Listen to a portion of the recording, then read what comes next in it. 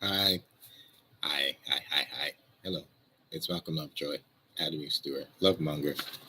More seductress thoughts, more seductress art, and more seductress love. Chapter 1, we're in it. Chapter 1, let's go. The women and the art.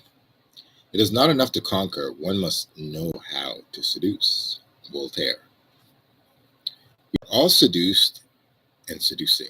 St. Augustine. A woman with fair opportunities and without an absolute hump may marry whom she likes.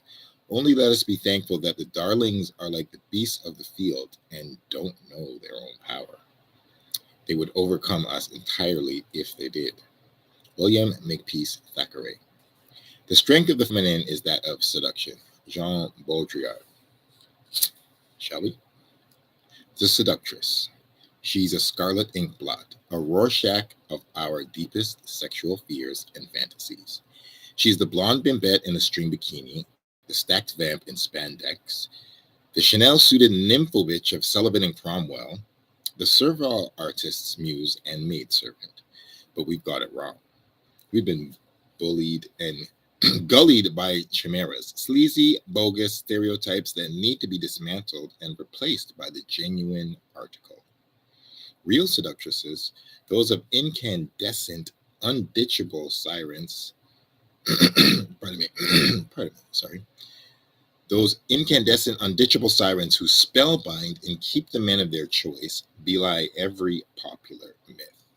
Forget beauty, youth, vacuity, servility, and shark hearted rapacity.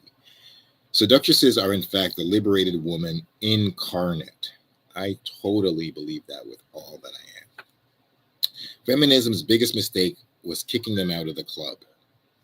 They're futuristic models of female entitlement, independent operators, pleasure claimers, terroristas of traditional femininity, and big classy divas.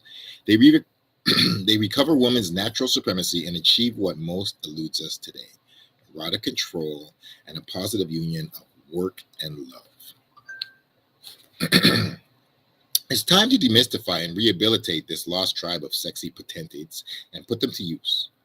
Along with their brains, autonomy, integrity, and high swank, they radiate killer charm and practice the arts of erotic conquest like Mahatmas. I love it. They can rescue us from the current sexual crisis. You hear that? You hear that? They can. They will. And that's what they're meant to do. They can teach us how to get our groove back, retake the field, finesse seduction, a forgotten and long misunderstood art. These love queens have existed throughout recorded history, and although seldom celebrated by the official culture, they remain. Social mavericks and mold breakers, many have vanished into semi obscurity or even been distorted beyond recognition. For generations, they've been trivialized, demonized, and persecuted by the establishment.